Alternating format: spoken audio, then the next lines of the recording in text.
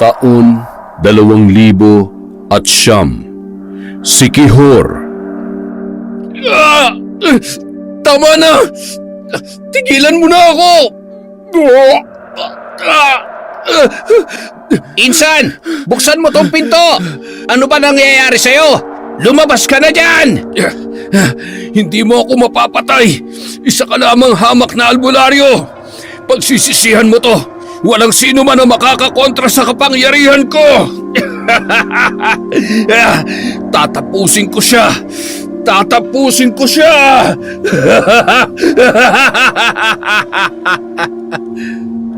Sa isang liblib na lugar sa Siquijor, bandang 9:00 ng gabi, pinatay ni Abel ang kandilang itim na hawak niya kasabay ng pagtiklop ng libreto.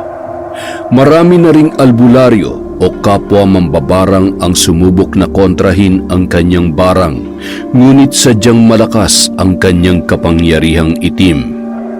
Mahigit 6 na taon niya nang ginagawa ang pambabarang para sa mga taong naghahangad ng hustisya at makaganti sa mga tao na nang agrabyado sa kanila. Hindi niya na mabilang sa kamay kung ilang buhay na ang kanyang kinitil. Walang kasing lupit na pagpaparusa at kamatayan. Bata pa lamang siya ay saksi na siya kung paano isinasagawa yon. Nananalaytay sa dugo niya ang kakaibang kakayahan na minana niya pa sa kanyang ina na nagmula sa lahi ng mga malalakas at walang awa kung pumatay na mga mambabarang. Tinuruan siya ng kanyang ina at hindi naman ito naging labag sa kanyang kalooban. Malayo sa mga tao at walang sino man ang nakakaalam noon ng kanilang sikreto hanggang sa binawian ng buhay ang kanyang ina. Sa takot na matulad sa sinapit ng kanyang ina kung saan isang malakas na mambabarang ang nakalaban niya, pinili niyang magbagong buhay. Itinago niya ang libreto kung saan nakasulat ang mga dasal para sa sinasamba ng mga katulad niyang mambabarang. Hanggang sa nakilala niya si Clara na anak ng isa sa kilalang pamilya sa kanilang baryo. Dahil mahirap siya, hindi sang-ayon ang mga magulang ng dalaga sa pakikipagrelasyon niya kay Clara. Kaya naman lihim silang nagkikita. Gayunpaman, nung nagdalang tao na ang kasintahang si Clara ay itinakwil siya ng sarili niyang mga magulang. Bumuo sila ng simple, masaya at payapang pamilya. Mahal na mahal niya ang kanyang asawa na si Clara, lalong-lalo na ang nag-iisa nilang anak na si Ben. 2 taon pa lamang noon si Ben nung nagkaroon ng malubhang karamdaman si Clara. Dahil wala silang sapat na pera, hindi na ipagamot o nadalaman lang sa ospital ang asawa ni Abel hanggang sa binawian na ito ng buhay. Sinisi siya ng mga magulang ni Clara. Sinaktan at higit sa lahat ay inilayo sa kanya ang kanilang anak. Wala siyang kalaban-laban para ipagtanggol ang kanyang sarili at ang karapatan niya bilang ama. Alam niyang mas mapapabuti ang anak niya sa kamay ng mga magulang ni Clara. Gayunpaman, ipinangako niya sa kanyang sarili na magsusumikap siya para makuha at makasama ulit ang anak niyang si Ben. Si Goryo, ang kanyang pinsan, na ulila na rin katulad niya, ang naging karamay niya ng mga panahong lugmok na lugmok siya. Bumalik siya sa pambabarang kapalit ng malaking halaga ng pera. Gayunpaman, itinatak niya sa kanyang isipan ang sinabi ng kanyang nanay na ang pambabarang ay para lamang sa mga taong pinagkaitan ng hustisya at inapi. Katulad ng kanyang ina, nung niyakap niya ang pambabarang ay lubos niyang inaalam kung marapat bang isagawa niya ang kahilingan ng kanyang kliyente. Ay! Tagal naman matapos. Naubos ko na tuloy itong isang kahang sigarilyo. Napakarami kasi. Aray! Parang mga kalabaw na itong lamok dito ah. Ano bang nangyari sa'yo kanina? Ano? May kumukontra na naman ba sa'yo? Delikado pala talaga yung ginagawa mo. Huwag kang mag-alala, kayang-kaya ko kahit sino pa man ang kumontra sa pambabarang ko. Ano? Malamok ba? Sinabi mo pa. Bakit ba kasi kailangan pa natin dumayo dito? Doon mo na lang sana itong ginagawa sa bahay para naman hindi na natin kailangan pang bumiyahe ng malayo. Hayaan mo, mas ligtas ang sikreto natin dito. At saka malaking bagay na natitingnan-tingnan natin to para hindi tuluyang masira. Alam mo naman kung gaano ka-importante sa akin ang bahay namin ni nanay. Isa pa, bakit ba ako nagpapaliwanag sa'yo? Gusto mo bang bawasan ko yung sahod mo? Wag! Insa naman! Kung gusto mo, bumalik ka na ulit sa loob eh. Maghihintay ako kahit hanggang 2 araw pa. Hindi pwede mabawasan ng sahod ko. Pangsabong ko kaya yun. Alam mo namang nanghihina ako kapag hindi nakakapagsabong. Ewan ko sa'yo. Kaya ka pala iniwan ng misis mo eh. Mas mahal mo pa yung manok na panabong kesa sa kanya. Aba, bago niya ako nakilala, nagsasabong na ako. Bakit naman ako titigil para lang sa kanya? Ganun talaga kung gusto mo nang bumuo ng pamilya. Nangangatwiran ka pa talaga eh. Tama lang pala na iniwan ka niya. Sakit ka talaga sa ulo. Kung ako nga namumroblema sa iyo eh, yung asawa mo pa kaya. Biro lang yun, insan ha. Ay sus! Aminin mo na rin kasi na kung wala ako, pilay ang negosyo mo. Hindi ba? Ang galing ko kaya mag-alaga ng mga kliyente natin sa, alam mo na. Siya nga pala, may nakausap akong big time. Tayo ang pepresyo. Iniwan ng asawa, sumakabilang bahay daw at binubugbog pa siya. Ano sa tingin mo? Sige, tanggapin mo para maturuan ng leksyon ng lokong yon. Yung kanina naman, tinanggihan ko na agad. Alam ko namang aayawan mo rin eh. Bakit? Anong sabi sa'yo? Ay, gustong ipabarang yung kaibigan niya. Kaibigan niya pala eh. Bakit ipapabarang niya? Naiinggit. Malamang sa malamang mas maganda o mas magaling sa kanya. Medyo tsaka eh. Mukhang pinagli sa sama ng loob yung muka. Loko. Tama lang na tinanggihan mo. Wala akong planong tumulong sa mga ganyang tao. Ang dapat nga yung mga inggiterang binabarang eh. Pero sa totoo lang, pasakit na sa buhay nilang inggit. Isipin mo na lang na hinding-hindi sila magiging masaya hanggat may nakikita mas lamang sa kanila. Sinabi mo pa, parang yung bilas mong hambog. Lahat na yata ng paninira sa iba ginawa niya para magmukha siyang mabango sa buong barangay. Sigurado pag nagkita kayo, hindi niya matatanggap na maayos ng buhay mo ngayon. At malamang sa malamang, panayang sulsul pa dun sa biyanan mong kampon din yata ng kasamaan. Hayaan mo na lang sila. Konting-konti na lang. Makuha ko lang ang anak ko. Kakalimutan ko na lahat ng kahiyupang ginawa nila sa akin. Alam mo, Insan, dapat inisa-isa mo nang binarang ang mga yan eh. Mga walang puso. Ipinagkait nila sa iyo sarili mong anak. Pagkaitan mo nga rin sila ng buhay. Dapat ganun eh. Ay, yun ang hindi kakayanin ng konsensya ko. Pamilya pa rin sila ng babaeng minahal ko. Isa pa, tama naman sila at naiintindihan ko kung bakit kinuha nila sa akin noon ang anak ko. Kaya sa ngayon, kailangan maipakita ko sa kanila na kaya ko ng buhayin ang anak namin ni Clara. Pasasaan ba't magkakasama rin kaming ulit na mag-ama? Yun lang naman ang dahilan kung bakit ginagawa kong lahat ng ito eh. Paano kung hindi pa rin nila ibalik sa iyo yung bata? Mauutak ang mga yun. Sa tindi ng galit nila sa iyo ngayon, imposibleng sasang-ayon na lang sila sa iyo ng basta-basta. Ay, tsaka na natin pag-isipan yan. Sa ngayon, kailangan muna nating umuwi at baka magsidatingan na ang ibang mga mangingisda. Mabuti pa ngang umuwi na tayo. Mauubusan na ako ng dugo sa dami ng lamok dito. Mamahalin pa naman ang dugo ko. Puro ka talaga kalokohan. Halika na nga. Nagpatuloy sila sa paglalakad sa makitid na daan, papunta sa lugar kung saan nakaparada ang kanilang motor. Agad na sumakay si Goryo at umangkas naman si Abel. Inabot din ng 30 minuto ang kanilang biyahe bago nakauwi. Sa tuwing araw ng Martes at Biyernes isinasagawa ni Abel ang pambabarang. Kung minsan ay inaabot pa sila ng hating gabi sa lumang bahay na yon para isagawa ang ritual. Sa katunayan, malaki rin ang kinikita niya sa ganung gawain, lalo na kapag natataon na mayaman at bigatin ang mga lumalapit sa kanya. May mga panahon din na kapos sa pera ang humihingi ng tulong kina Goryo at Abel, pero malugod nila yung tinatanggap lalo na kung naaawa si Abel at may malalim na dahilan. Magkakalayo naman ang pagitan ng mga bahay at wala namang pakialam ang mga nakakakita sa iba nilang kliyente na pumupunta. Dahil abala rin ang mga kapitbahay nila sa kanya-kanyang trabaho. Isa pa, malapit siya sa mga taga roon dahil madalas siyang nag-aabot ng tulong. Alam din ng karamihan kung gaano kalakas ang negosyo ni Abel, pag-aangkat at pagbebenta ng lamang dagat sa mga pamilihang bayan sa Siquijor. Malapit ang ipinatayo niyang bahay sa dagat, kaya naman hindi sila nahihirapang mamili ng sariwang laman dagat mula sa mga lokal na mangingisda. May mga dumadayo rin para magbenta ng nahuli mula pa sa iba't ibang baryo. Pagkatapos ay ide-deliver nila ni Goryo ang mga yon sa pamilihang bayan ng Bultuhan.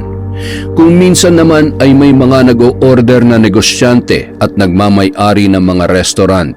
Lahat ng meron siya ay nagmula sa pera na naipon niya sa pambabarang, at nang makaipon ng sapat na puhunan, naisipan nilang magpinsan ang pagnenegosyo at pagbili ng mga lupang sakahan. Maswerteng lumago ang kanyang negosyo sa tulong na rin ng kanyang pinsan na si Goryo.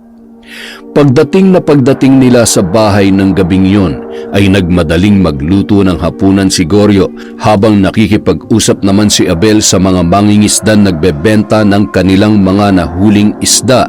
Insan, halika na, kumain na tayo. Sigurado maya-maya marami pang magsisidatingan yan. Ayos, sakto, gutom na ako. Nakakapagod ang araw na ito ah. Iniisip ko na lang talaga yung malaking halagang kikitain para sipagin ako eh.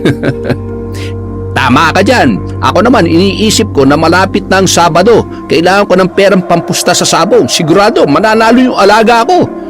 Gaano ka naman kasigurado dyan? Kapag natalo ka dyan, sayang lang ang pera mo. Yan mo na.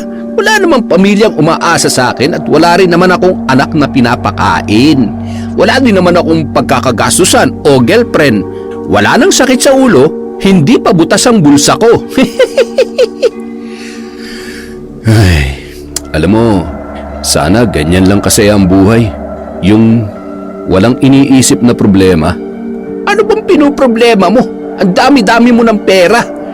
Oo na, may pera nga ako. Hindi na ako hampas lupa at hindi na rin ako matatawag pang mas mahirap pa sa daga. Kung ganito lang ang buhay ko mula nung nagkakilala kami ni Clara, siguro buhay pa siya hanggang ngayon. At sana kasama ko yung anak namin. Alam mo, huwag ka na magsayang pa ng panahon. Kunin mo na ang anak mo sa kanila. Yung mga nangyari noon, hindi mo naman ginusto yun eh. Kung sana sinuportahan nila kayo, hindi naman mamamatay yung anak nila eh. Ang problema kasi, kapag gipit ka, mas lalo ka pang gigipitin. Susubukan kong kausapin yung ama ni Clara. Gustong gusto ko na kasing makita at mayakap man lang yung anak ko. Hay, ilang taon na kayo hindi nagkita. Malamang sa malamang, hindi ka nakilala ng sarili mong anak. 2 taon lang si Ben noon. Nasa 7 taong gulang na siya ngayon. Ano ba talagang plano mo? Makikipagmabutihan ka sa tatay ni Clara pagkatapos ng ginawa niya sa'yo noon? Kung kinakailangan, kaya ko namang gawin yun. Handa kong kalimutan ang nakaraan at ang lahat ng pang-alipusta at panghahamak nila sa akin. Basta ibalik nila sa akin si Ben. Gusto mo bang samahan kita? Sige, sa Sabado sana. Ayos lang ba? Ano? Sabado talaga? Insa naman? May 7 araw sa loob ng 1 linggo. Bakit naman Sabado pa? Sige na, kaya ko naman mag-isa. Baka lagnatin ka pa kapag hindi ka nakapagsabong sa Sabado. Pero sabihin mo lang kung kailangan mo talaga ng kasama, ha? Sasamahan kita. Baka mamaya kung ano pang gawin sa'yo ng mga hayop na yun eh. Huwag ka mag-alala, hindi ko naman hahayaang gulpihin nila ako katulad nung nangyari noon. Ilang taon na dumaan, kaya ko pa rin namang magbigay respeto at magpakumbaba sa tatay ni Clara. Pero hindi ibig sabihin nun, hahayaan kong ulitin nila ang ginawa nila sa akin noon. Yan, ganyan! Huwag mong palaging iisipin si Clara. Wala na siyang magagawa pa. Isa pa, sa sama ng ugali ng mga yun, bawal ka magpakita ng kunting kahinaan. Kapag sinindak ka, sindakin mo rin. Isa lang ang kailangan mong ipanalo ngayon, yung makuhan loob ng anak mo. hindi natin alam kung anong klaseng tao ka sa kwento ng biyanan mo. Malamang sa malamang ay alam ng anak mo ikaw ang pinakamasamang ama sa mundo. Yan din nga ang isa sa ikinakatakot ko eh. Pero pasasaan ba't makikita niya rin ang totoo? Kailangan ko lang ng pagkakataon na mapatunayan ko ang sarili ko sa kanya. Lahat ng ito, lahat ng pinagpapaguran at pawis ko ay para sa kapakanan ng anak ko. Pagkatapos nilang maghapunan ay nagsidatingan na rin ang iba pang mga mangingisda. Nang makaramdam ng antok ay hinayaan na lamang ni Abel Sigorio na mag-asikaso ng kanilang negosyo. Sanay na sanay naman na ito at malaki ang tiwala niya sa kanyang pinsan. Pagkahiga niya sa malambot niyang higaan, nakapanya ang malaking peklat sa kanyang tagiliran. Napapikit na lamang siya at naluha habang sinasariwa ang masakit niyang nakaraan. Hayop ka!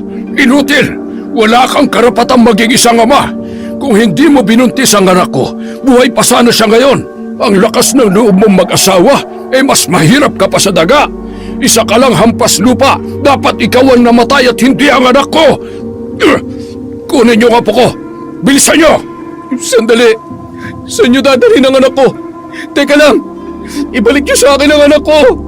Akin nasabi ang anak ko eh! Ang tigas talaga ng bungo mo. Sa tingin mo, hahayaan ko maulit pa nangyari sa anak ko? Wala kang karapatang maging ama. Hampas lupa. Itong dapat sa'yo. Dapat ay nung pa kita pinatay. Huwag na huwag ka magtatangkal lumapit sa apo ko. Dahil sa susunod na magkita tayo, ni katiting na awa, wala akong ititira sa'yo. Ben, anak. Ibalik niyo sa akin ang anak ko. Mga hayop kayo. Hayop. Anak ko.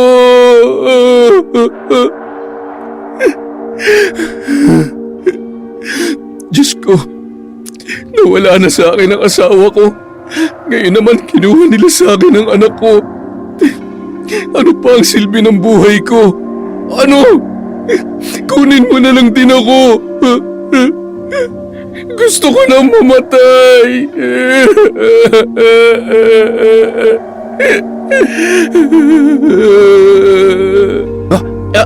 Insan, anong nangyari dito? Sino may gawa nito sa'yo? Duguan ka. Dadaling kita sa ospital. Hayaan mo na lang ako. Wala nang dahilan para mabuhay pa. Kinuha nilang anak ko. Tama sila. Inutil ako. Walang kwenta. Kasalanan ko kung bakit namatay si Clara. Nakikiusap ako. Pabayaan mo na lang ako mamatay para matapos ng sakit na nararamdaman ko.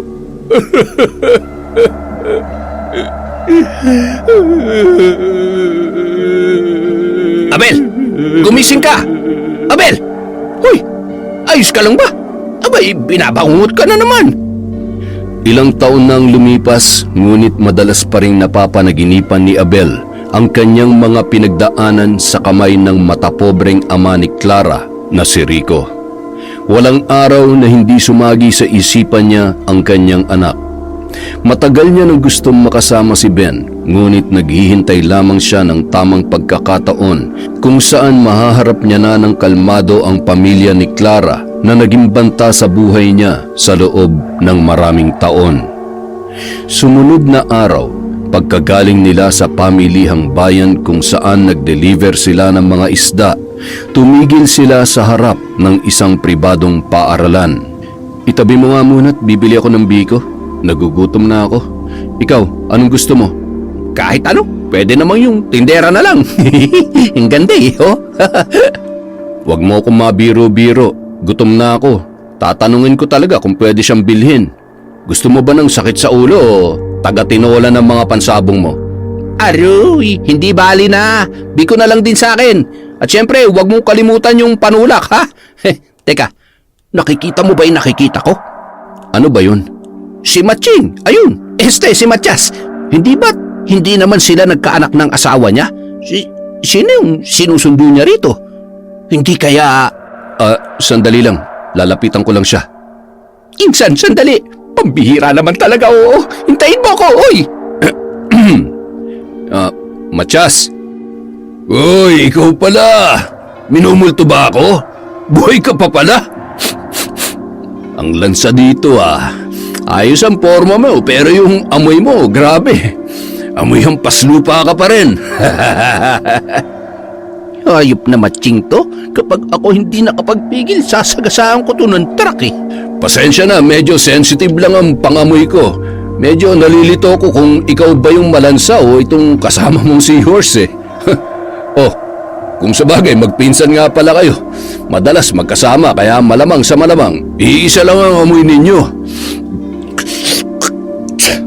Seahorse pala ha? Tadya ka na't basagin ko kaya yung mukha mo. Wag na lang pala. Mukha namang sira na eh. Paano na lang kung susuntukin ko pa? Abat, palabang ka rin ha? Goryo, bumalik ka na nga lang muna sa sasakyan. Sige na, ikaw ang tatamaan sa akin eh. Hambog! Pwe! Alam mo, sa susunod, ibagay mo naman yung sarili mo sa lugar na pupuntahan mo. Lumayo-layo ka sa akin, baka mamaya mahawa pa ako sa amoy mo eh. Susunduin ko pa naman ang paborito kong pamangkin. Ayaw ko namang makakita siya ng... baka matakot pa siya sa'yo. Wala akong panahon para makipaglokohan. Gusto ko lang makita ang anak ko. Ang totoo, gusto ko nang bawiin ang anak ko. Asa ka pa. Hindi mangyayari yung gusto mo. Itatak mo yan sa kokote mo. Umalis ka na nga. Sinisira mong araw ko eh. Bumalik ka na dun sa bulok mong truck at umalis na kayo dito. Huwag na huwag kang magkakamaling lapitan ng pamangkin ko kung ayaw mo manghiram ng mukha sa aso. Lumapit ako bilang tao. Pero hindi pa rin pala nagbabagong ugali mo. May araw ka rin sa akin. Tandaan mo yan. Abat gagong to? Pinagbabantaan mo ba ako? Bumalik ka rito! Woohoo! Buti nga sa'yo, matching! Pagkatapos bumili ay sumakay na si Abel. Tiningnan niya pa ng masama si Matias na noon ay nakatanaw pa rin sa kanya. Maya-maya, naglabasan na ang mga bata sa gate ng paaralan. Masayang tumakbo ang isang batang lalaki papalapit sa kinatatayuan ni Matias at agad na nagpakarga bago sumakay sa kotse. Kumaway pa si Matias bago sumakay. Napaluha naman sa tuwa si Abel nang makita ang kanyang anak. Naghahalong tuwa at sakit na makita niya si Ben, ngunit hindi niya maaaring lapitan. Huwag ka nang umiyak. Gumawa ka na ng paraan para makasama mo siya. Ikaw ang magulang kaya higit kanino man, ikaw ang may karapatan sa bata. Kung kahirapan ng dahilan kung bakit ipinagkait sa iyo si Ben, ngayon may pera ka na at kayang-kaya mo nang ibigay ang magandang buhay higit pa sa buhay na meron siya ngayon. Tama ka. Panahon na para bawiin ko ang anak ko. Kinaumagahan, maagang nagising si Abel. Binuksan niya ang isang napakagandang kwarto na ipinagawa niya para sa kanyang anak. Maraming gamit doon at laruan. Yun ang bagay na ni minsan hindi niya naranasan sa tanang buhay niya. Ipinangako niya sa sarili na sa oras na makabalik sa kanya si Ben ay bibigyan niya ito ng magandang buhay. Abel! Nasaan ka ba? Nandito ako. Sandali lang. Uy, grabe! Ang ganda-ganda pala sa loob ng kwartong ito. Pahiga naman! Ops, ano ba? Sa anak ko yan. Pambira ka naman, hindi ka pa naliligo eh. Ay, oo nga pala. Ngayon lang kasi ako nakakita ng ganito kagandang kwarto at mga laruan eh. Hindi ko pa naranasan matulog sa ganito kalambot na kama. Nakakahiya naman tumabi sa'yo sa gabi. Mukhang malambot din kasi yung kama mo eh. Wala namang problema kung tatabi ka. Kaya lang siguradong mapeperwish yung pagtulog ko. Nagsasabong ka hanggang pagtulog eh. Isa pa, para ka pang baboy na ngumuya kapag tulog. Ay, ewan. Daig mo pang kumakain ng buhangin eh. Ganun na ganun yung tunog eh. Talaga ba? Grabe, nakakahiya naman. Pasensya ka na ha. Malay ko ba naman kung maingay ako? Tulog nga ako eh. Wala naman ako naririnig. Ayos lang, sanay na ako. Siya nga pala. Ikaw na munang bahala dito. May importante lang akong pupuntahan. Kapag may pumunta na may ipapabarang, ilista mo na lang yung mga detalyeng kailangan, pati na rin ang gamit na dala. itabi mo na lang. Basta ikaw nang bahala dito, ha? Alam mo na kung anong gagawin mo. Ikaw pa ba? Eh, teka, saan ka naman pupunta? Hindi mo ba ako isasama?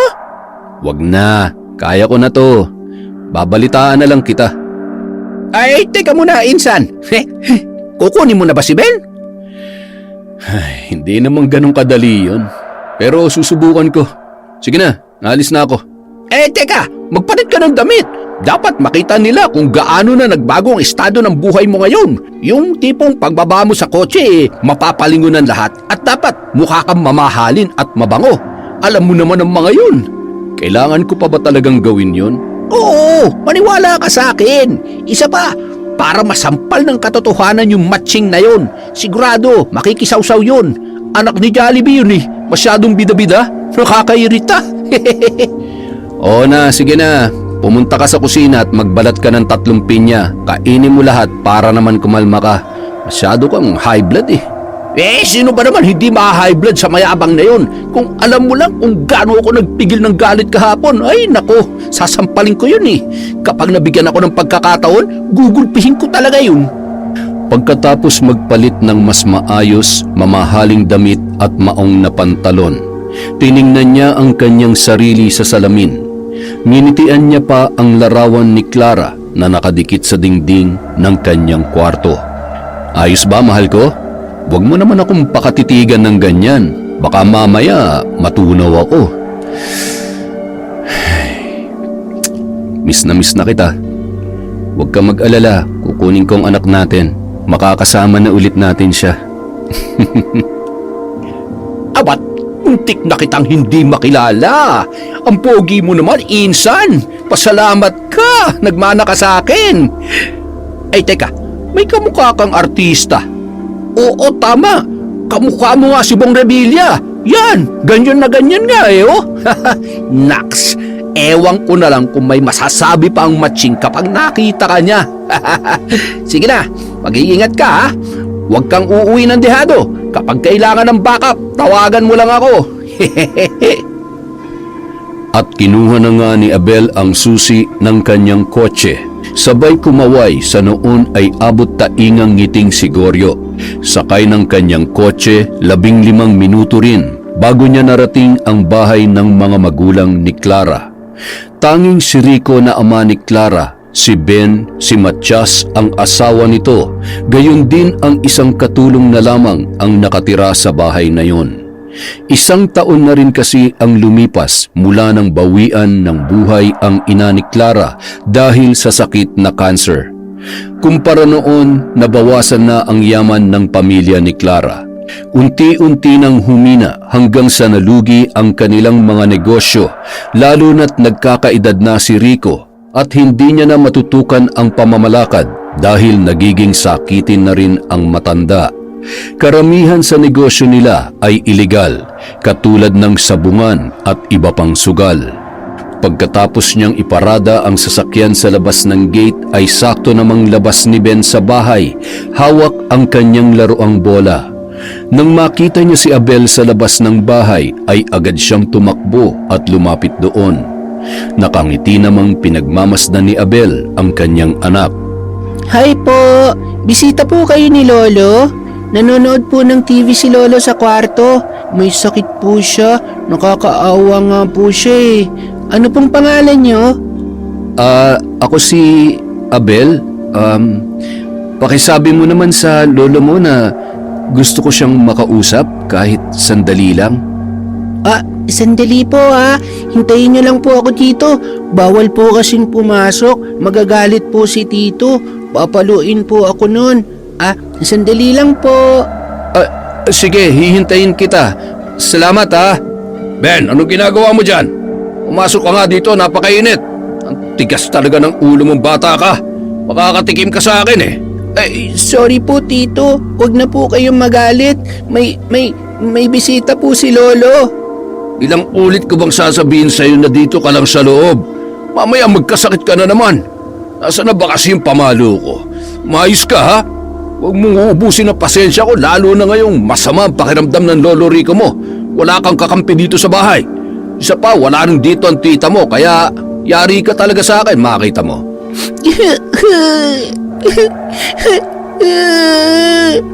Hoy, sandali! Bumalik ka nga dito! Ayaw ko po! Ayaw ko po! Ano, isusumbong mo ako? Ha? Hindi po! Sorry na po, Tito! Oh, bakit umiiyak ang apo ko? Lolo, magaling ka na po! Ayos lang ako, apo. Ikaw, bakit ka ba umiiyak? Wala po, muntik na po kasi akong madapa. Sorry po, Lolo. May bisita po pala kayo. Papasukin ko po ba? Gusto niya raw po kayong makausap. Pogi siya, Lolo. Ang ganda ng kotse niya. Tara po, puntahan po natin. Labasin mo nga muna, Matias. Tingnan mo kung sino at papasukin mo. Sige.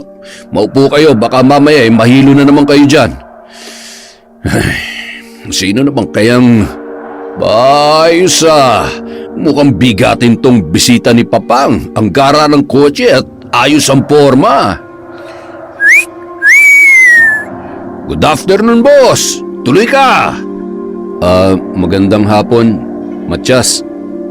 Abel? Ikaw nga. Anong ginagawa mo dito, ha?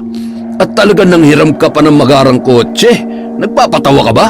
Kung pumunta ka rito para magyabang, huwag ka nang magsayang ng oras dahil kahit anong ganda ng damit mo at ano pang gara ng sasakyan, nangangamoy ka pa rin. Malansa ka pa rin. Wala akong pakialam sa opinion mo. Tsaka ano bang pinagyayabang mo? Isa ka lang namang linta na sumisip-sip ng yaman sa pamilya ng asawa mo. At tsaka itong kotseng nakikita mo, hindi ko hiram yan. Pinaghirapan ko yan. Alam mo bang 3 yan? Kung gusto mong manghiram, pumunta ka sa bahay. Mukhang bulok na yung sasakyan na gamit mo kahapon eh. Napakayabang naman nito. Itong bagay sa'yo. Aray! Aray! Hindi na akong Abel na inaapi niyo noon. Papasukin mo ako. Ang tatay ni Clarang pinunta ko rito at higit sa lahat ang anak ko. Ayan na po siya, Lolo. Tuloy po kayo. Ha? Ikaw? Matias, iakyat mo ang bata sa itaas. Sige po, Papang. Halika na, Ben. Dito lang ako kay Lolo. Hindi nga pwede. Huwag kang makulit. Sige na, apo. Sumama ka na muna sa tito mo. Sige po, Lolo.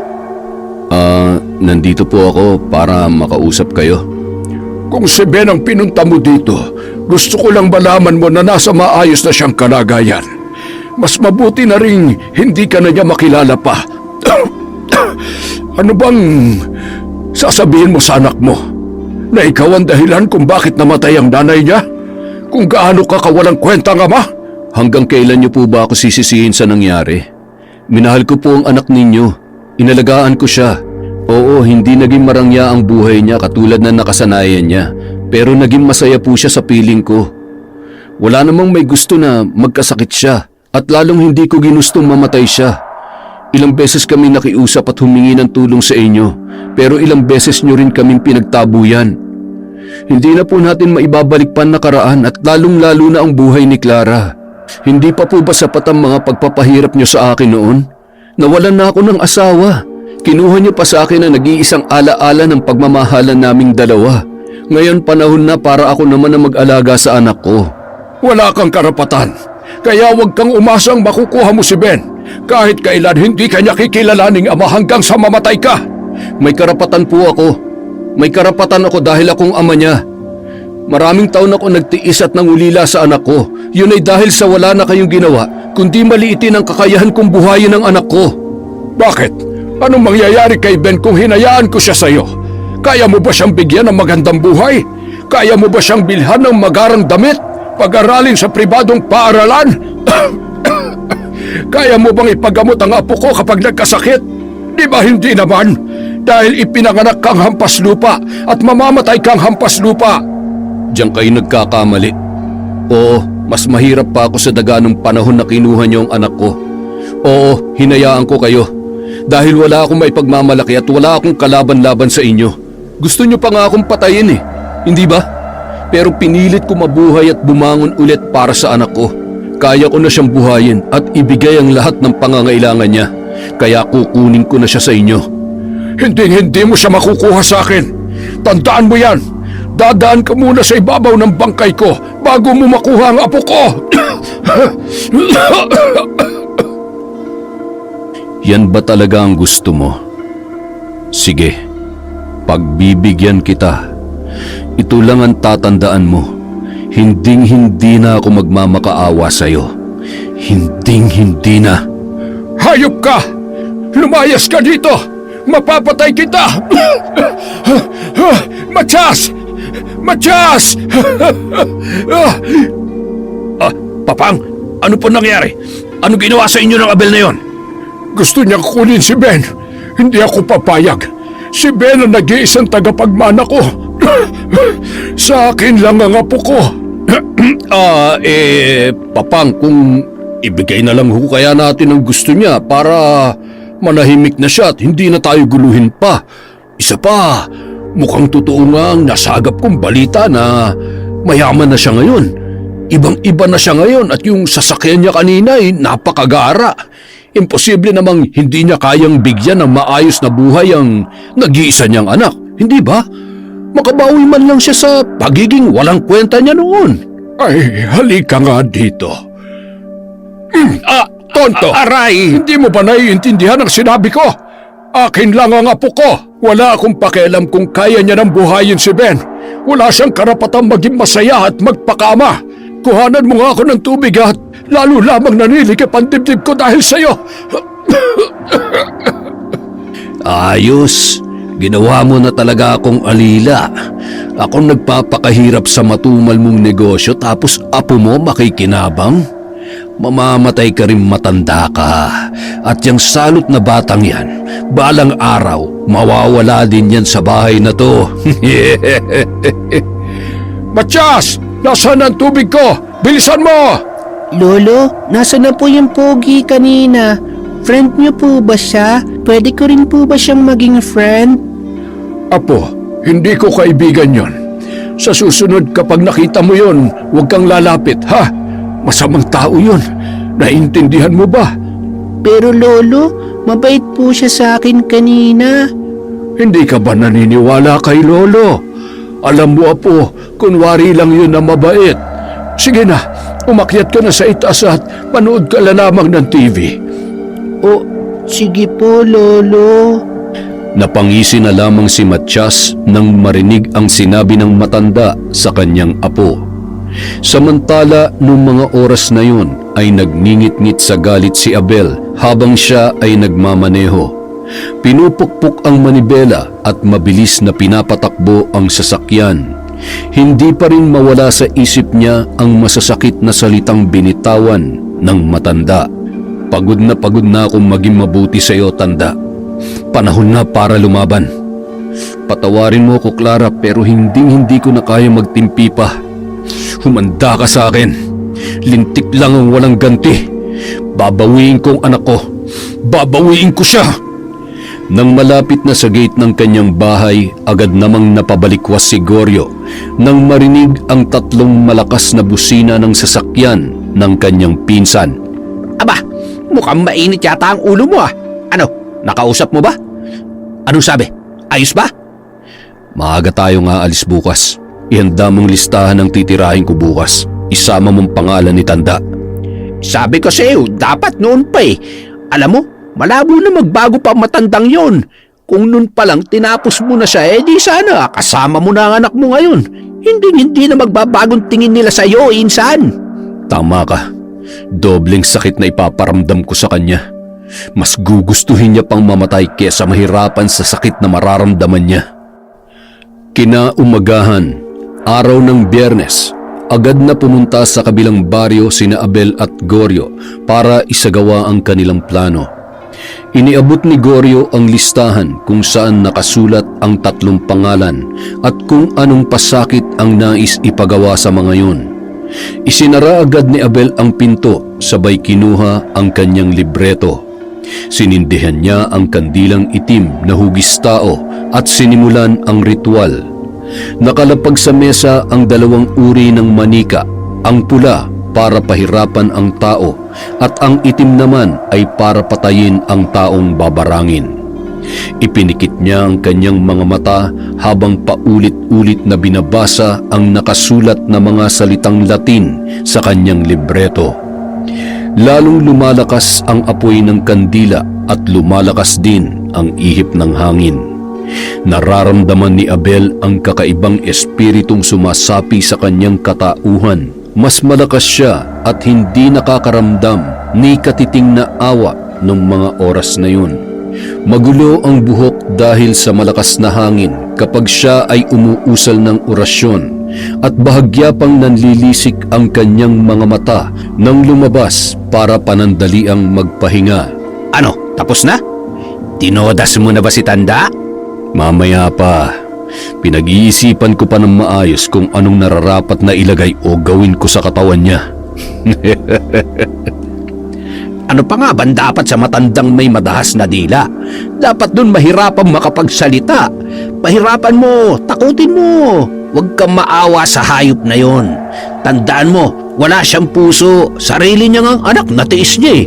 Ikaw, hindi ka niya kinaawaan noon. Dapat ka ba maawa sa kanya ngayon? Hanggang kailan ka maghihintay na makasama si Ben? Kung kailan nalason na ng tuluyan ang isip ng bata? Hanggang kailan ka magpapatalo sa awa mo? Kapakanan ng anak mo nakataya dito, insan. Isipin mo na lang kung anong klaseng mga taong kasama niya ngayon. Anong kalalakayan niya? Tama na. Mas galit ka na naman kaysa sa akin eh. Uminom ka nga ng tubig, baka mamaya mauna ka pang atakihin sa puso at mamatay kaysa dun sa babarangin ko eh. Kung marunong nga lang ako mambarang, nun pa lang wala ka ng problema eh. Salamat, insan. Salamat saan? Salamat sa lahat ng tulong mo sa akin. Hindi ko naman mararating ang buhay na meron ako ngayon kung hindi dahil sa'yo. Hindi ko na rin alam kung paano pa magpapatuloy sa buhay kung hindi mo ako tinulungan bumangon. Kapag nakuha ko na ang anak ko, tuluyan ko na tong tatalikuran. Gusto kong maging mabuting ama at gusto kong maging mabuting tao. Gusto ko na maipagmalaki niya ako. Basta kung ano man maging desisyon mo, susuportahan kita. Sino pa ba ang magtutulungan kundi tayong dalawa? Masaya ako na naging parte ng pag-asenso mo at mas magiging masaya ako kung makakasama mo na rin ang anak mo. Gusto ko na rin makarga ulit ang pamangking ko eh. Tuturuan ko agad sumalta yon para may kasama ako magsabong tuwing Sabado. Yan ang huwag mong gagawin, kundi ikaw ang babarangin ko. Ayaw mo kasi akong samahan eh, di yung pamangking ko na lang. Idagdag ko kaya ang pangalan mo dito sa listahan. May oras pa. Pwedeng ikaw muna bago si Tanda. Oy, wag! Nagbibiro lang naman ako. Pikon? Sige na, bumalik ka lang dun sa loob para matapos na at na makauwi na tayo. Kapag inamot tayo ng gabi, mabubugbog na naman ako ng 1,000,000 lamok dito. Sayang naman ang pagpapaputi ko kung mapupuno lang ng kagat ng lamok ang braso at mukha ko. Sira. Sige na. Huwag kang mag-alala bago sumapit ang dilim, tapos na to. Muling pumasok si Abel sa lumang bahay at muli niya ring sinindihan ang mga kandila. Napabuntong hininga pa siya at tila ba nagdadalawang isip sa kanyang gagawin. Habang tinititigan ang iba't ibang insekto na nasa loob ng mga garapon, siya ay napangisi. Sa mga pagkakataong yun, mas iniisip niya ang kapakanan ng anak niya at higit sa lahat, gusto na niyang gumanti sa lahat ng ginawa ni Rico sa kanya. Binuksan niya ang libreto at muling inusal ang nakapangingilabot na mga salitang Latin. Bahagya pang sumilip sa maliit na butas si Goryo. Kitang-kita niya kung paano nag-aalab ang galit sa muka ng kanyang pinsan na may hawak na manika at itinutusok ang kung ano-anong mga patay na insekto sa iba't ibang parte ng katawan. Humalakhak ng malakas si Abel matapos isagawa ang kanyang ritual sa pambabarang. Naramdaman niya namang may nakamasid sa kanya at nakita niya ang nakasilip na si Goryo sa awang ng pader na yari sa tabla. Kinuha niya ang kutsilyo na ginagamit niyang panghiwa sa katawan ng manika. Hinawakan niya yun ng mahigpit at ibinato banda kung saan nakatayo si Goryo. Huwag mo nang pahirapan ang sarili mo, insan. Kung gusto mong matutunan ang ginagawa ko, pumasok ka dito. Sinilip ko lang kung anong ginagawa mo kay Tanda. Pinatay mo na ba o pinahihirapan mo muna?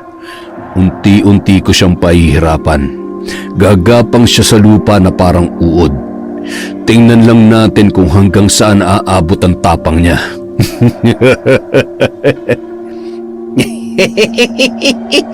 Kawawang matanda. Baka sakaling bago mamatay, matauhan man lang kahit kaunti at mabawasan ang kasamaang ugali. Tsaka pala, paano si Matching? Dapat sinabay mo na rin para naman hindi na siya maging sagabal pa sa plano mo. Bigyan pa natin siya ng konting panahon. Pero isang pagkakamali na lang, isusunod kong pagpiestahan ng mga uod at bangaw ang buo niyang katawan. Basta ngayon sigurado kung unti-unti nang nararamdaman ni Tanda ang mga alagad ko. Alas 5 ng hapon nang makauwi sina Abel at Goryo.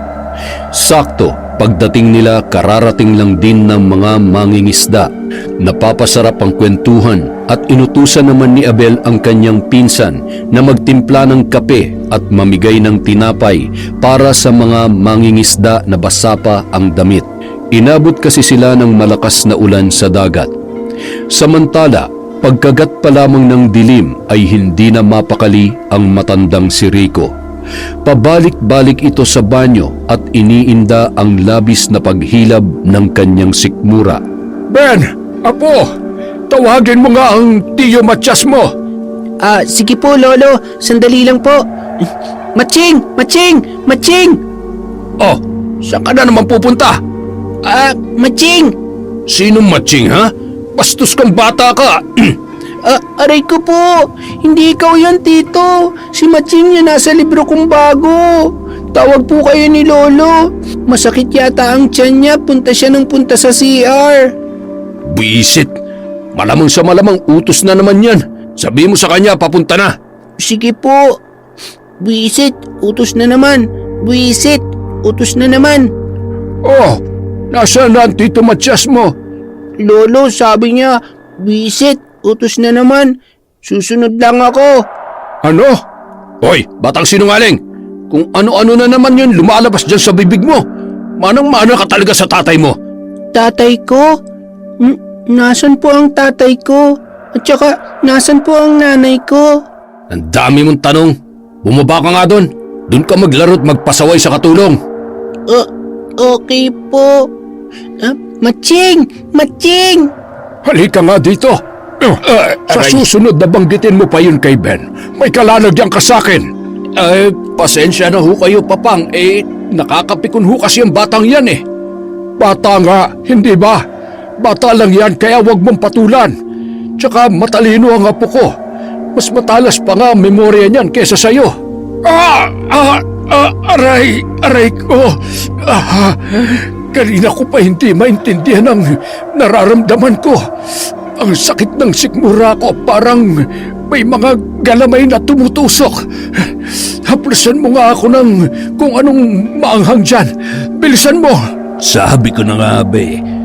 Higa po kayo ng maayos at haplusan ko kayo. Anong nangyayari sa inyo? Bakit ho ang dami niyong pantal na kulay itim? Ano po bang kinain ninyo? Ano pa ba naman ang kakainin ko? Di syempre kung anong ibibigay mo sa akin. Hindi ka talaga nag-iisip. Buksan mo nga ang isa pang ilaw para makita ko. Ha? Ano ito? Ano nilagay mo sa pagkain ko, ha? Baka nilalason mo na ako. Ano? Hindi ko magagawa yan. Maigi pa, dalhin ko na kayo sa ospital para malaman natin kung bakit ho kayo nagkakaganyan. Silipin mo nga kung anong nasa tainga ko. Nangangati at parang may nakapasok na kung ano. Parang may gumagalaw-galaw. Meron pong bangaw. Bakit may nakatirang bangaw dyan sa tainga nyo? Paano? Hindi lang isa. Hindi. Aray! Ano ba nangyayari sa akin? Dalhin mo ako sa ospital ngayon din. Opo. Kaya lang, paano ko po kayo dadalhin sa ospital? Wala na po tayong pera. 2 buwan na rin pong walang sahod ang katulong natin. Gumawa ka ng paraan. Aray! Ang hina mo talaga. Kumuha ka ng timba. Nasusuka ako. Aray ko! Ano yan? Bulate? Kadiri!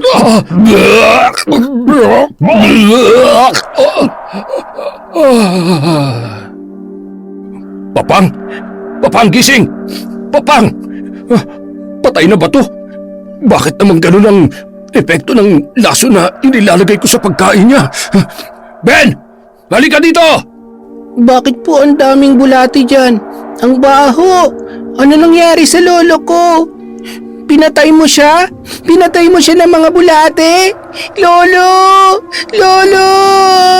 Tito, humihinga pa siya. Buhay pa po si Lolo. Dalhin natin siya sa doktor. Ay, lintik na to. Buhay pa nga. Halika, dali! Mula ng gabing yon, tuluyan na nanghina ang matanda. Wala ring magawa pa si Matias dahil wala naman na silang pera. Hindi niya rin maaaring ibenta ang kanyang sasakyan para ipambayad sa ospital. Halos isang buwan nang hindi umuwi ang kapatid ni Clara na asawa ni Matias. Hindi niya malaman ang dahilan pero malakas na rin ang hinala niya na may kinalaman yun sa hindi nila pagkakaunawaan. Madalas kasing nagtatalo ang dalawa dahil hindi niya ito mabigyan ng anak. Sa madaling sabi, baog si Matias. Walang kaalam-alam ang inosenteng bata sa mga nangyayari. Pinabayaan ni Matias ang ama ng kanyang asawa. Unti-unti na ito nanghihina hanggang sa nagsusugat na ang kanyang katawan. Bumubulwak ang nana sa bawat sugat at mayroong lumalabas na uod. Malakas ang hinala ni Matias na nabarang ang matanda pero hindi man lamang siya gumawa ng paraan para maisalba ang buhay ni Rico. Batid niyang maraming kaaway ang matanda kaya maraming posibleng magtangka sa buhay nito. Lingid sa kanyang kaalaman, may lahing mambabarang si Abel, ang taong may matinding galit sa kanila. Nahihirapan na ako. Parang awa mo na. Tumawag ka ng albularyong makapagpapagaling sa akin. Kailangan ako ng apo ko. Matias, naririnig mo ba ako? Hayaan mo na lang ba akong mamatay? Wala ka talagang kwenta. Kaya naiintindihan ko kung bakit iniwan ka na nga ng tuluyan ng anak ko. Wala kayong pinagkaiba ni Abel. Isa ka ring inutil. Bawiin mo yung sinabi mo. Hindi ako inutil. Nanghihina ka na at lahat-lahat nagyayabang ka pa rin sa akin. Ayaw mo na mahirapan, di ba? Kaya tutulungan na kitang mamahinga. Papang! Papang! Napatay ko siya! Napatay ko siya! Hindi maaari! Kailangan kong umisip ng paraan! Ben! Ben!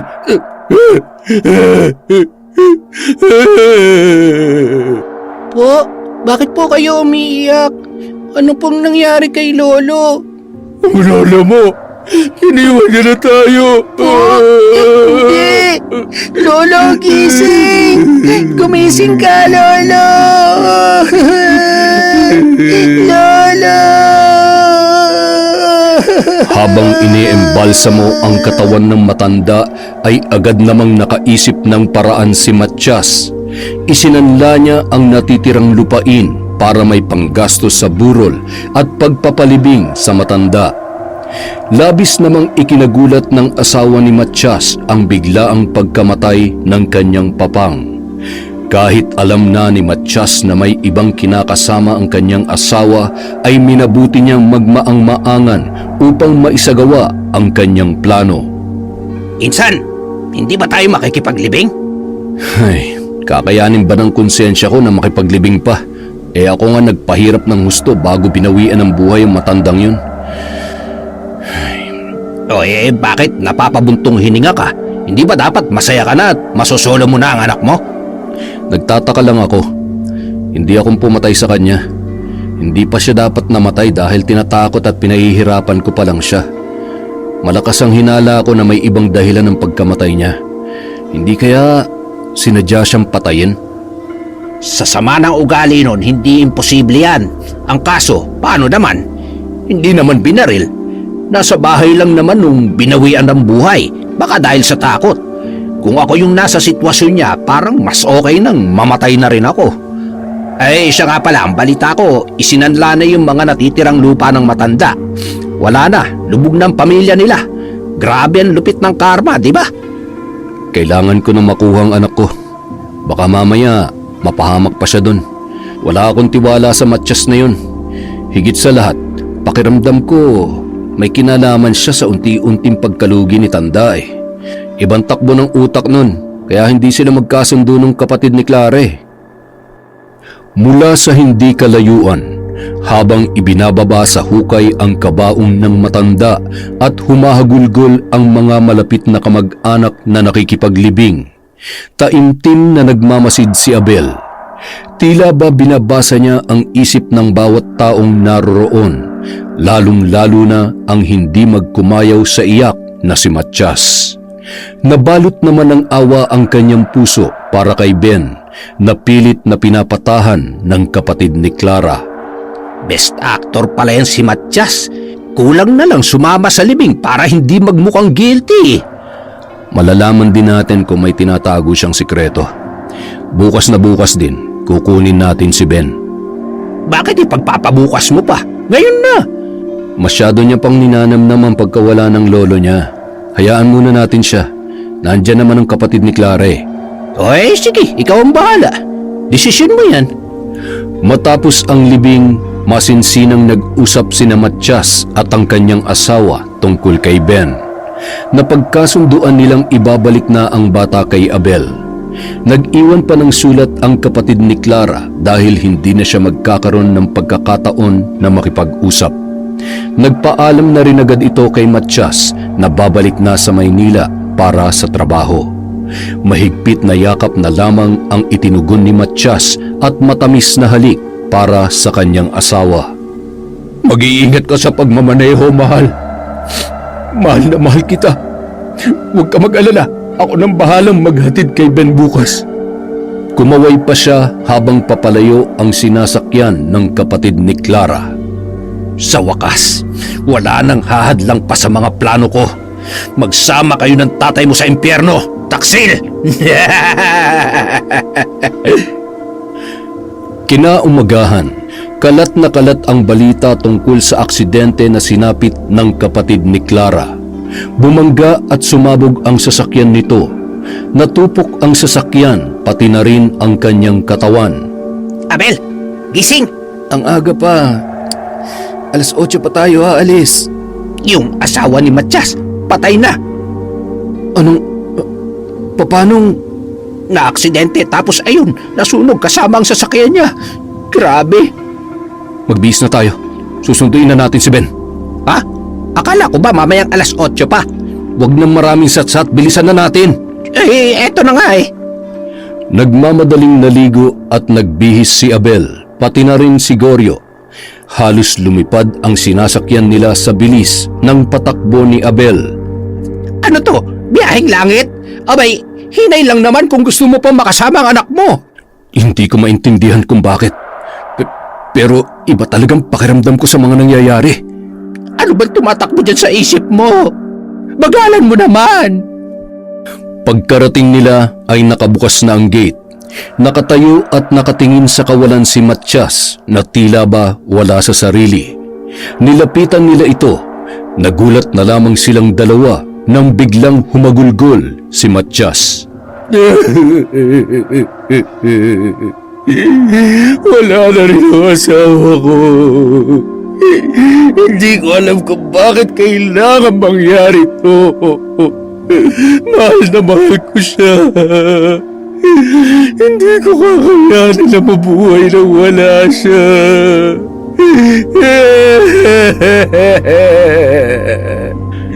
Nakikiramay kami sa pagkawala ng asawa mo. Alam kong hindi madali pero pasasaan ba't malalampasan mo rin ang lahat ng ito? Kukunin mo na ba si Ben? Alam kong napamahal ka na rin sa anak ko pero mas makabubuti para sa kanya kung ako na mismo mag-aalaga kay Ben. Kung kailangan mo ng tulong pinansyal, huwag kang mahihiyang lumapit sa akin. Yun lang ang magagawa ko para sa'yo. Salamat. Pasensya ka na sa mga kasalanan ko sa'yo.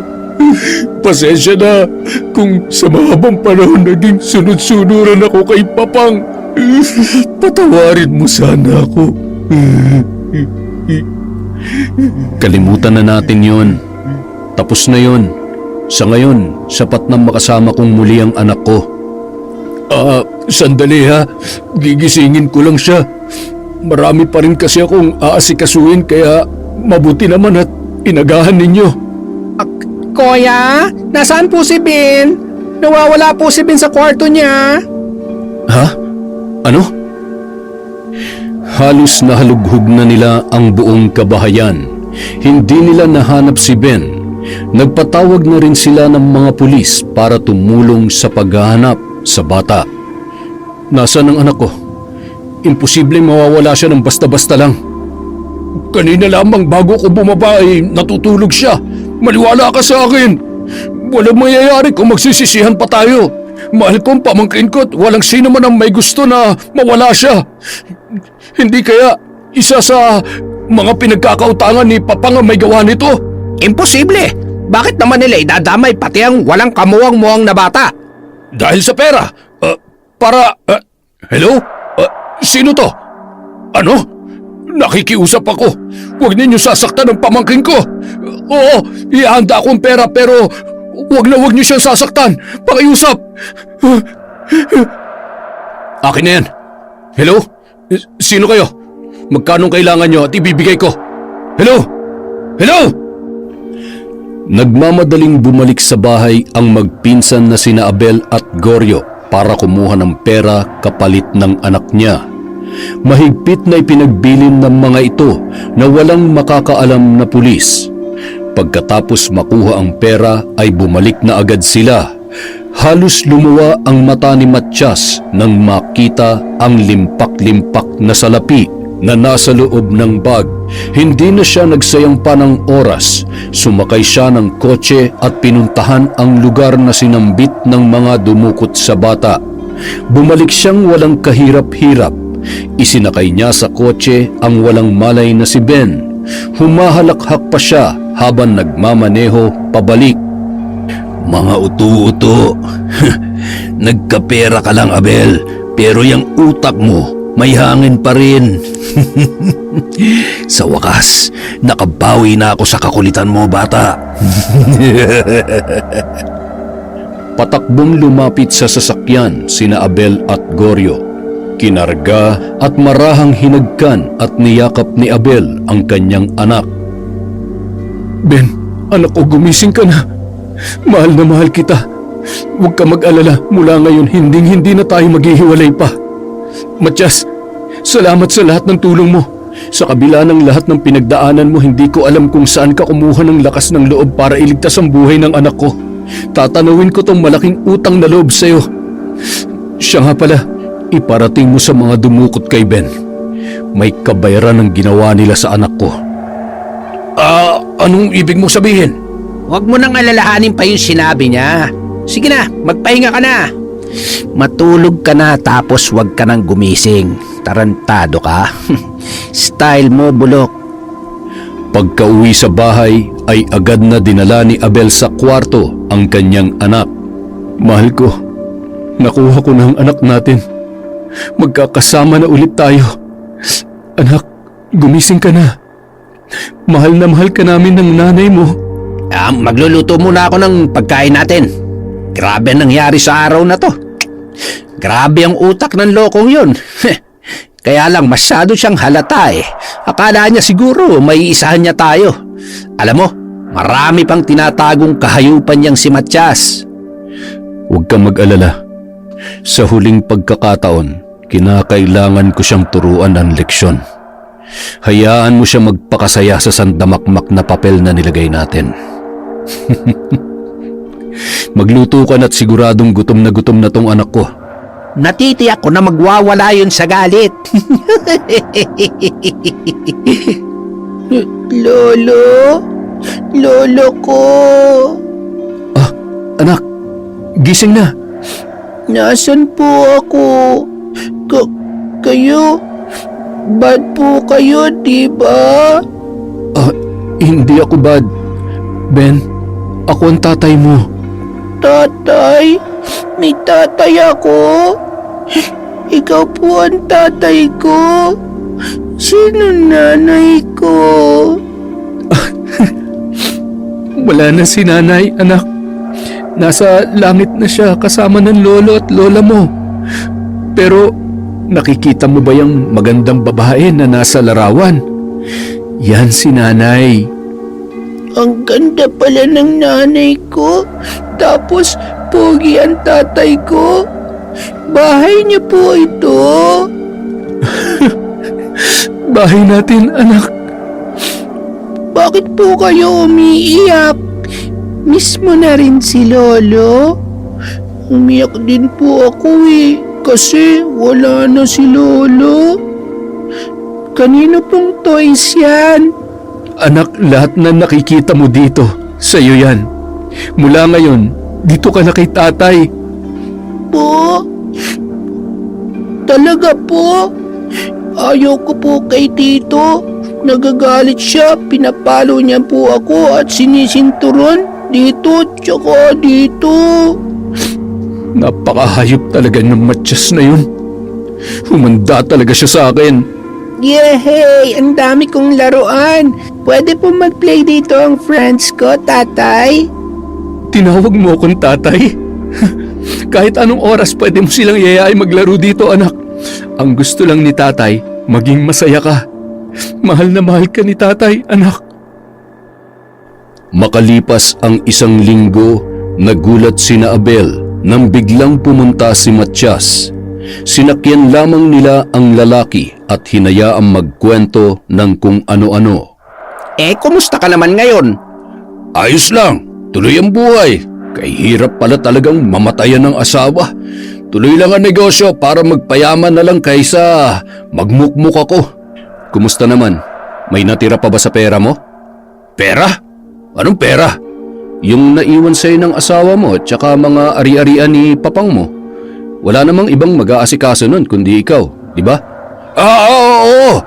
Ako nang bahala sa kayamanang naiwan ni papang.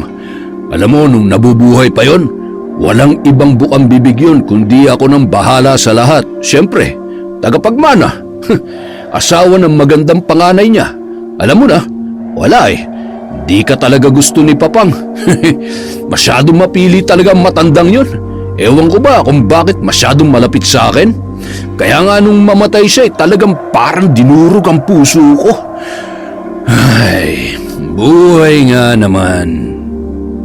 Abay, parang may paparating yatang bagyo dito Ha? Nanood ka ba ng balita? Oo, tsaka lakas ng hangin at medyo kumakapal na ang ulap. Siya nga pala. Bakit napasyal ka? May sadya ka ba? May bago kasi akong sisimulang negosyo Kaya lang, medyo kapos sa budget. Ayun naman pala. Kayabangan lang talaga. Magkano ba? 50,000 lang. Mabilis ko rin may babalik yan. Kaya ko yung kitain sa loob ng 2 araw. Yun naman pala Bakit ka pa nangungutang? Insan, relax. Mabuti pa, sunduin mo na muna sa school yung pamangkin mo. Kalmahan mo lang, kayang-kaya ko na to. Ay, sige, Insan. Ingat ka, ha? Baka sa lakas ng hangin ay liparin ka dyan. Sandali lang. Kukunin ko lang yung perang hinihiram mo. Ayos. May pansugal na naman ako. Matapos iabot ni Abel ang pera ay agad namang nagpaalam si Matias. Basang-basa na ni Abel ang naglalaro sa kanyang isipan. Tama yan. Ano ba naman ang 50,000 na magpapasaya sa'yo bago mo pagbayaran ang mga kasalanan mo? Isang gabi, nagising si Matias sa sobrang pangangati ng kanyang palad. Napakamot ulo siya sabay bumangon at binuksan ang ilaw. Napasigaw siya dahil sa kanyang nakita. Nagkaroon ng napakaraming butas ang kanyang kamay. Pumasok siya sa banyo para hugasan ang kanyang kamay, ngunit maging ang tubig ng gripo ay nagmistulang dugo. Gusto niyang isipin na nananaginip lamang siya. Pagtingin niya sa salamin ay napaatras siya nang makita ang uod na sumisilip-silip sa mga butas sa kanyang muka. Ano nangyayari sa akin? Napakaraming gumagapang nalinta sa sahig. May mga tumutulong dugo mula sa kisame ng kanyang kwarto. Tumakbo siya sa ibabaw ng kanyang kama at nagtalokbong ng kumot at tinakpan ang kanyang tainga. Naririnig niya ang boses ng kanyang asawa. Tigilan mo na ako! Patay ka na! Tama na! Aray, ang sakit!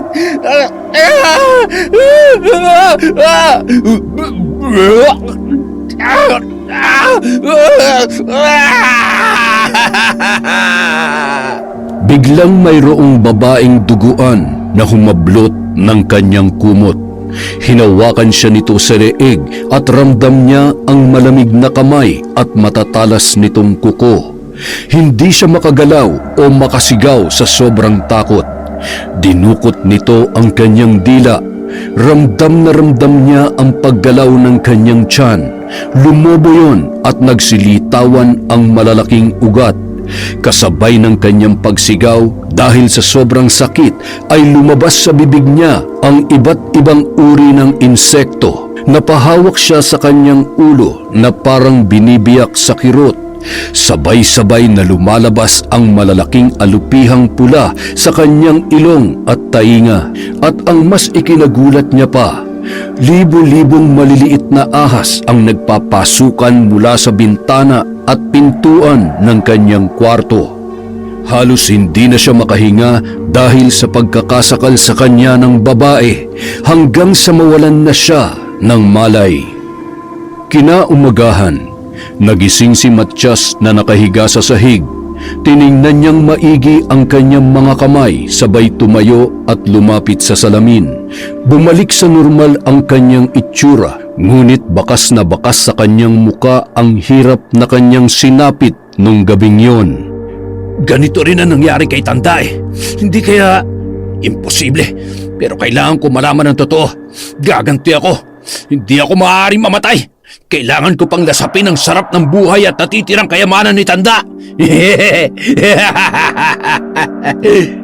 Nung araw ding yon, pumunta siya sa isang kilalang albularyo para malaman kung ano at sino ang siyang may kagagawan ng lahat ng nangyayari sa kanya. Alas 5 ng hapon, naglalaro sa labas ng bahay ang mag-ama nang dumating si Matyas. Ayos ah! Ang saya-saya nyo naman! Pasok po muna ako, tatay. Doon na lang po ako maglalaro sa kwarto ko. Sige, anak. Teka lang, Ben. Hindi mo man lang ba na-miss si Tito? Uy! Abot! Mukhang nakainom ka yata. Kumusta? Eto, ayos lang. Buhay na buhay pa. Alam mo, kahit pala barang, hindi ako mapapatumba ng basta-basta. Barang? Oh, barang. Kunwari ka pa eh, alam mo naman siguro yun. Ay, oo. Tama lang yun sa mga taong halang para magtino. Hehehe. Kung hindi na kayang ayusin ng barangay, ay halay, sige, ipabarang na lang.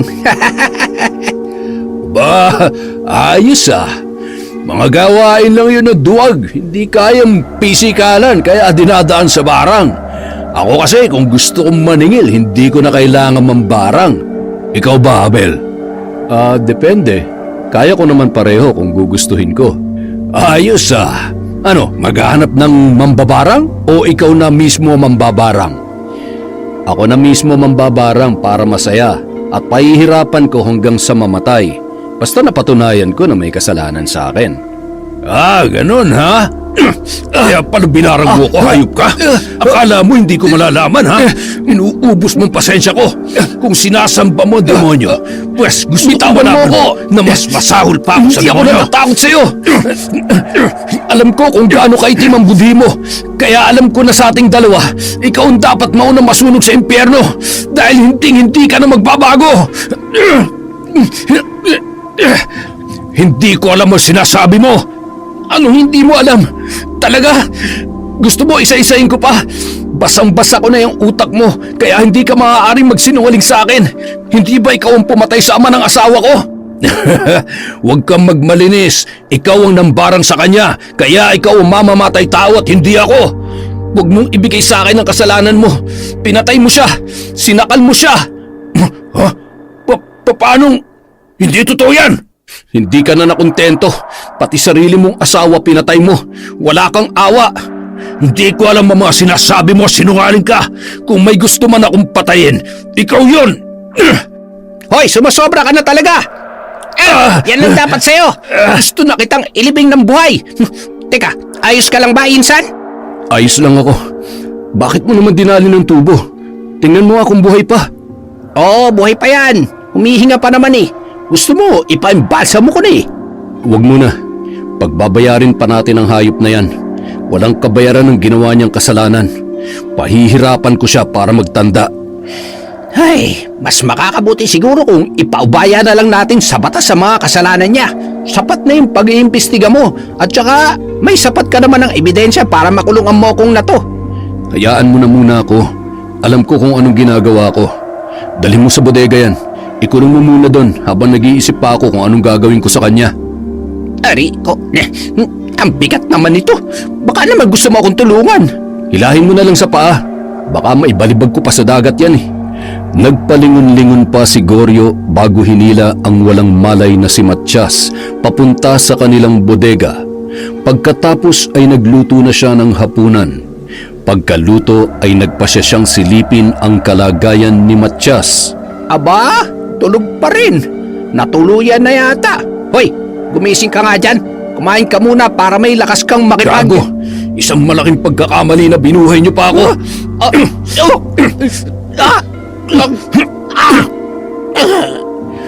Hayop ka, Abel! Tatapusin na kita kasamang anak mo! Samantala, sina Abel at Ben naman. Oh, maupo ka na anak. Kakain na tayo. Ngayon pa talaga naisipang lumabas ng Tito Goryo mo. Wow, paborito ko yan, Tay. Fried chicken. Talaga anak? Opo, Totoy, may... Ano yun anak? Bakit parang takot na takot ka? Ano, Abel? Gulat ka, ano? Wala ka talagang kasing sama! Wag! Ito, please! Wag mo saktan ng tatay ko! Manahimik ka! Alam mo bang malaking atraso sa akin ng tatay mo? Huwag ka nang umiyak. Kapag naman nawalan ka ng tatay, nandito pa rin naman si Tito, hindi ba? Akalain mo dito tayo titira sa magandang bahay ng tatay mo? Ano sa tingin mo, Ben? Ha? Ayaw ko! Bad ka! Ayaw ko sa'yo! Lintik kang bata ka! Manang-mana ka talaga sa tatay mo! Halika dito! Titirisin kita! Sige, subukan mo! Subukan mo saktan ng anak ko kung gusto mong pasabugin ko yung ulo mo! Hindi ako natatakot sa baril mo, Abel! Maliligtas ba ng baril mo ang anak mo kung gigilitan ko na siya ng leg? Tay! Tulungan niyo po ako, tatay! Ibaba mo yung kutsilyo mo! Kahit lahat ng pera o kahit anong kailangan mo ibibigay ko. Huwag mo lang sasaktan ang anak ko. Uy, parang gusto ko yung sinasabi mo ah. Grabe naman. Masyado naman talagang mahal ng tatay ang anak. Ibang klase. Hindi mo alam kung hanggang saan ang kayang gawin ng isang magulang para lamang sa anak niya. Dahil hindi ka naman naging magulang at hindi mo mararanasan magkaanak dahil baog ka. Buti na lang dahil kawawa naman ang anak mo kung ganyang kasama ang ugali mo. Napakabuti mo naman, Abel. Kung makapagsalita ka, parang ang linis mo ah. Alam ba ng anak mo na alagad ka rin naman ng demonyo? Ha? Alam niya bang mambabarang ka? Tumigil ka na! Ayun! Bigyan mo ako ng maraming pera ngayon din. Bilisan mo! Huwag mong uubusin ang pasensya ko kung gusto mo pang makasama tong anak mo. Akin na yung baril mo. Ilapag mo dito. Bilis! Napakabagal mo naman. Hindi na kailangan pa, Abel. Mamang pulis, pakihuli nyo nga yung kriminal na yan. Yehey! Hindi na mababawasan ang pera ni tatay! Bad ka, matching! Aray! Sandali! Wala akong kasalanan!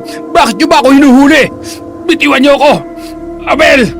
Hindi pa tayo tapos! Tatay! Pasensya ka na, anak. Okay ka lang ba? Hindi ka ba nasaktan? Okay lang po ako. Huwag na po kayo mag-alala. Hindi na siya babalik kasi ikukulong na po siya. Di po ba, Tito Goryo? Ay, tama ka, Ben. Lahat ng kasalanan ay pinagbabayaran. At mas makabubuti kung ipapaubaya na lang natin sa batas. Hindi ba, Abel? Ano po pala yung barang? Ang sabi ni Tito Matching, mambabarang daw po kayo. Ano po yun?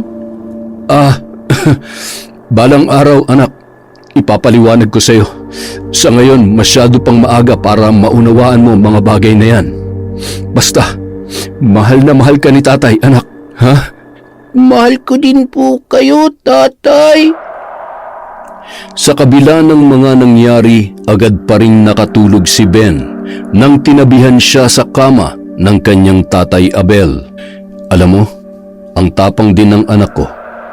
Nakita ko yun sa kanya kanina. Ay, grabe yung takot na naramdaman ko. Natakot ako na baka masaktan siya o may mangyaring masama sa kanya. Yun ang hindi ko kayang mangyari. Hindi ko alam kung anong magagawa ko sa hayop na matyas na yun kung nasaktan niya si Ben. Sira na utak nun. Utak kriminal talaga eh. Lahat gagawin para lang sa pera. May dahilan naman siya para magalit dahil nga nalaman niyang binarang ko siya, pero gumanti lang naman ako. Gusto ko lang siyang turuan ng leksyon, kaya lang muntik pang mapahamak ang anak ko. Dapat pala ipinaubaya ko na lang sa batas ang lahat. Nangyari na nangyari. Ang importante, tapos na. Bahala na lang ang batas na humusga sa kanya. At sa kulungan na lang niya pagbayaran ng kanyang mga kasalanan. Ay, siya ka pala. Yung katulong na saksi sa ginawa niya kay Tanda at sa sasakyan ni Madam ay... kumusta? Ayos na, nakausap na siya at handa namang tumistigo, kaya wala nang kawalayang si Matyas. Hindi niya na matatakbuhan pa ang kasalanan niya. Mula nang makulong si Matyas, naging masaya at payapa na ang buhay ng mag-amang sina Abel at Ben. Lumipas ang 1 taon. Nabalitaan nilang tuluyan ng nasiraan ng bait si Matyas, kaya naman inilipat ito sa isang mental health facility. Tanda, huwag ka nga maingay. Matatalo ko sa sugal sa ingay mo eh. Huwag ka maingay sabi. Uy, mahal, may pera ka pa ba dyan? Oo, sige. Ibabalik ko rin bukas. Basta nanalo ko dito, ha?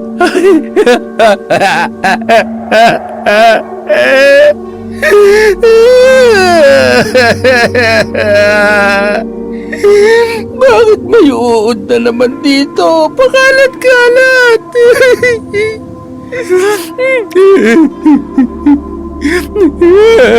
Ano to? Aray, ang kati! Ah!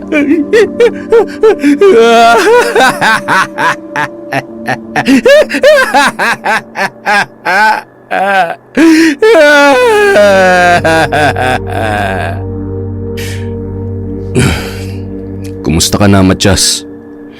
Hindi ko akalaing aabot ka sa ganito, ah. Patawarin mo ako sa lahat ng mga naging kasalanan ko sa iyo. Sana gumaling ka pa at magkaroon ng pagkakataon na magbago. Oy, teka! Kilala kita! Oo, ikaw nga! Pamangkin kita! Ben, ikaw ba yan? Mayaman ka na, di ba? Pautang naman oh! Pahingi naman ng pera si Tito. Bibili lang ako ng sasakyan. Susundin ko yung asawa ko.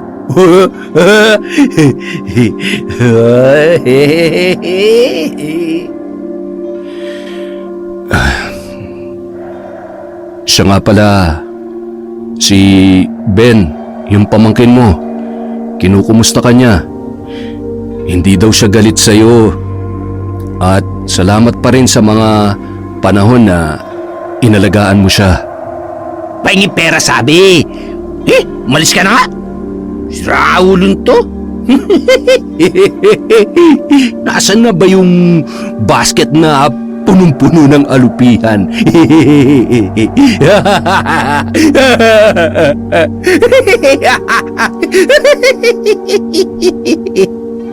At tuluyan na ngang tinalikuran ni Abel ang pambabarang. Ipinaayos niya ang bahay nila ng nanay niya at pinupuntahan pa rin nila kasama si Ben at ang kanyang pinsan. Ibinaon niya na sa lupa ang mga gamit niya sa pambabarang. Alam niya sa kanyang sarili na sa dami ng mga taong napatay niya sa pamamagitan ng itim na mahika, siya ay nagkasala at habang buhay niya yung pagsisisihan. Gayunpaman, sinubukan niyang magbalik loob sa Diyos sa pamamagitan ng paghingi ng tawad at patuloy na paggawa ng kabutihan sa kanyang kapwa. Ginawa niya yon hindi lamang para sa kanyang sarili, kundi para na rin sa kanyang anak na si Ben. Oh, anong iniisip mo?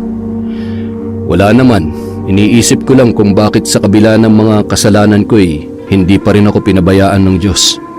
Siguro dahil alam niyang kailangan ako ng anak ko. Hindi ka naman talaga masama Naging biktima ka lang ng sitwasyon, Abel. Ginawa mo lamang yon dahil nung mga panahong yon ang pinakatama. Lahat naman ay nagkakasala. Hindi naman yun ang tinitingnan ng Diyos para tanggapin ka sa langit. Dahil kahit naging mapait sa iyo ang mundo, paulit-ulit mo pa rin pinipili na maging mabuting tao. Maraming salamat, Insan, ha? Alam mo, lahat ng mga pinagdaanan ko, lahat ng pasakit at magagandang nangyari, lahat yon kinaya ko kasi may isang tao na naniniwala sa akin. Salamat, Insan. Kaya kapag naisip mo na mag-asawa, susuportahan kita. Asawa? Panabong na lang. Ay, tsaka teka, sahod ko nga pala. Sabado bukas Kailangan ko ng malaki-laking pamusta. Tumigil ka na nga sa kakasugal. Napatingin na lamang si Abel sa liwanag ng buwan habang inaalala kung paano niya nalampasan ang pasakit ng minsang maging isang hampas lupang ama at mambabarang.